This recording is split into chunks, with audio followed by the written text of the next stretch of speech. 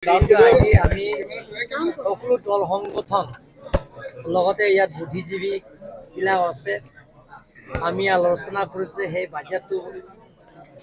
ভাল নে বেয়া এই গোটেইখিনি আমি আলোচনা কৰিছোঁ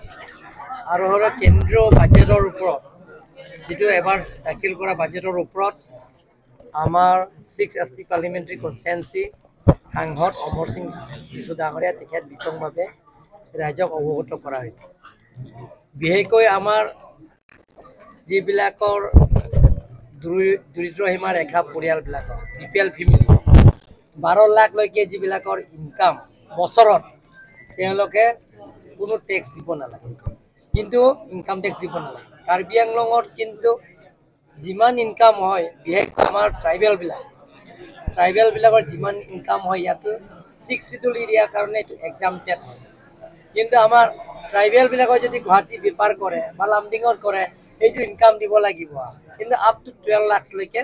এইটো অল ইণ্ডিয়াকো ৰেহাই দিয়া হৈছে এইটো নম্বৰ 1 আৰু লগতে এবাৰ আমাৰ অসমৰ কাৰণে বহুতো স্পেশাল পুঁজি জৰিয়তে বিশেষকৈ ডনাৰ মিনিষ্ট্ৰী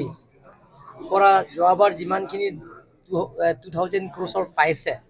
এবাৰ 5000 ক্ৰোৰ লৈকে বিক্ৰী কৰি ইনক্ৰিজ কৰা হৈছে গতিকে সেই 5000 ক্ৰোৰ কি আঁচনি ল'ব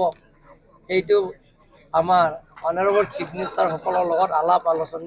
আলোচনা কৰি আমি স্কিম বিলাক ল'ব পাৰিম তাৰ বাহিৰেও যিবিলাকৰ এগ্ৰিকালচাৰ খেতি কৰে তেওঁলোক হৰ্টিকালচাৰ কৰে এগ্ৰিকালচাৰ কৰে তেওঁলোকৰ কাৰণেও এতিয়া কেন্দ্ৰ চৰকাৰে ৰেহাই দিছে কোনো টেক্স আৰু GST নাই তেওঁলোকৰ সেইকাৰণে সেইবিলাকৰ ভাল খবৰ আৰু লগতে এবাৰ আমাৰ নৰ্থ ইষ্টৰে PM ডিভাইন্সৰ জৰিয়তে যেটো এইটো প্ৰাইম মিনিষ্টাৰৰ বিশেষ পুঁজি এই পুঁজিৰ দ্বাৰা আমি কাৰ্বি আংলং লগতে অসমত বেলেগৰ আঁচনি তাৰ পৰা আমি ল'ব পাৰিব আৰু সেই আঁচনি জৰিয়তে আমি কাৰ্বি আংলং আৰু অসমত বহুত স্কিম ধৰিব পাৰিব এখন বাজেটৰ পৰা কাৰ্বি আংলং আৰু অসমৰ বহুত আশা আছে আৰু আপোনালোকে চাওক 125 এমেণ্ডমেণ্ট হ'লে আগতে আমাৰ কেন্দ্ৰ চৰকাৰৰ পৰা ডাইৰেক্ট পুঁজি নাই বা ডাইৰেক্ট পুঁজি আমি বিচাৰিব নোৱাৰোঁ কিন্তু ভাৰত চৰকাৰ যদি কিবা মৰম কৰে বা এগ্ৰিমেণ্ট যদি থাকে তেওঁৰ পৰা আমি ল'ব পাৰিম বা প্ৰাইম মিনিষ্টাৰ আমি লগ কৰিছোঁ আগত প্ৰথমবাৰ মই যেতিয়া CM আছিলে তেতিয়া প্ৰাইম মিনিষ্টাৰ লগ কৰিছোঁ নৰেন্দ্ৰ মোদী ডাঙৰীয়া সেইটো আমাৰ নিশ্চিত জৰিয়তে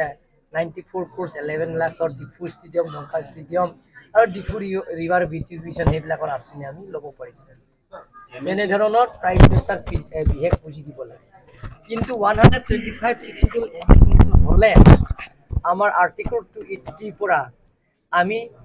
কাৰ্বি আংলঙৰ ডেভেলপমেণ্ট কৰিবৰ কাৰণে বা কাৰ্বি আংলং